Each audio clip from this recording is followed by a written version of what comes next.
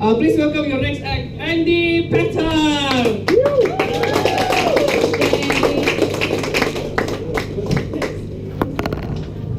Hey, how was this? This is actually the first time I have been out in 3 months. I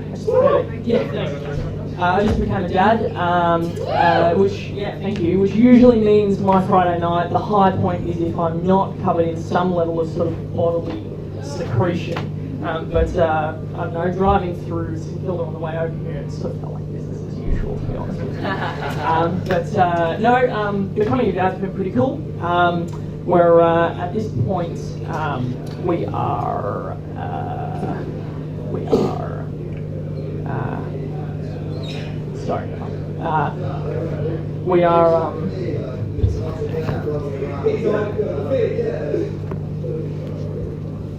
sorry guys, it's actually my first time up, so I'm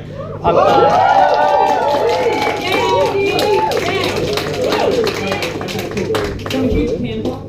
So we bring the kid home from the hospital, and the first thing I Google straight away is how quickly can you take a newborn to our camping?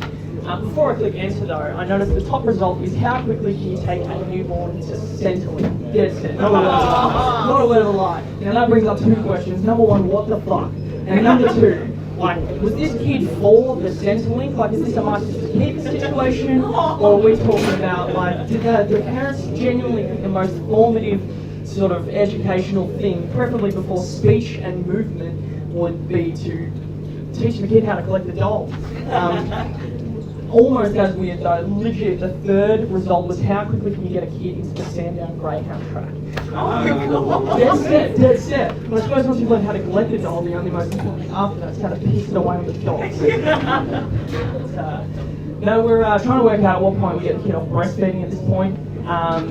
Which is fun. We were speaking with our lactation consultant, and she actually fed her kid for 3 years, which sounds long, but we've got a friend, this is not a word of a lie, who walked in on her fiance on their wedding day, breastfeeding. Dead set. He's 29 years old and he still breastfeeds.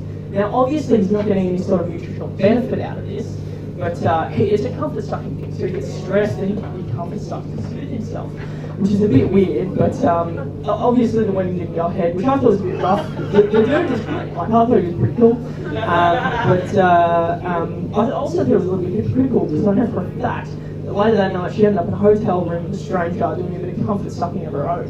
No. I'm actually a gardener by day, and thank you. And I was doing a horticulture job out in Pakenham, so I'm trimming up the hedges. And I've got my AirPods in because I like to listen to podcasts half the time.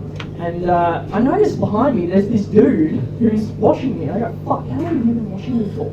So quickly I rip my AirPods out because he's the client, I want to keep him happy. And I go, shit mate, you're all good?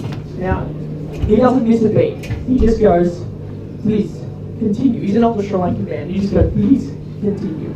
Anyway, I go back to trimming the hedge. He stands there for like 10-15 minutes, So he watches me, both hands behind his back.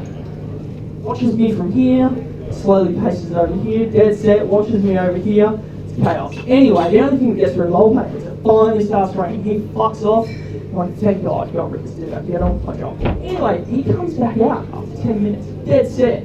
And he comes back out, and I go, fuck, how am I going to get rid of this dude? I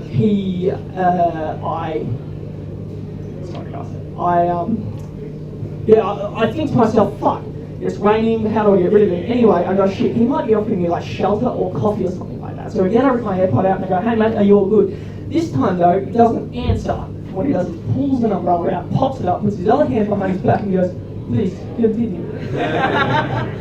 But, now I was heading home from a job in Brighton the other day, and I was sitting at the lights and I looked over and I saw a rich kid playing with his like electric kitty G-Wagon. You know those electric kids G-Wagon cars? On his parents' driveway. I was like, fuck, might as well give up. This kid's already fucking beaten me, I've got an hour's drive back home to Frankston, Belt 89 Hilux with a heater that doesn't work, a knackered power steering pump, and then shoveling rocks all day long. And old mate's already got it fucking made. I was sort of kid, obviously, but does anyone else sort of cringe when they see little kids with really, really good stuff? I know it's silly to get jealous, but I always sort of just think, that these kids, you can sort of see their whole life just set out in front of them, yeah? You're 18, you made it through school, congratulations. You didn't get anyone pregnant. Well, you did, but it's supposed to be evidence, so that's good. Here's the keys to a BMW. You're 24 now. You made it through university. I mean, we had private lecturers, but you made it through, and you didn't kill anyone. Well, you weren't convicted of killing anyone. So here's the keys to the business. You know, a junior partner in the firm. But there's one thing that those kids will always do that I would never, ever do. I did not breastfeed on my wedding day. And that's it. That's all I do.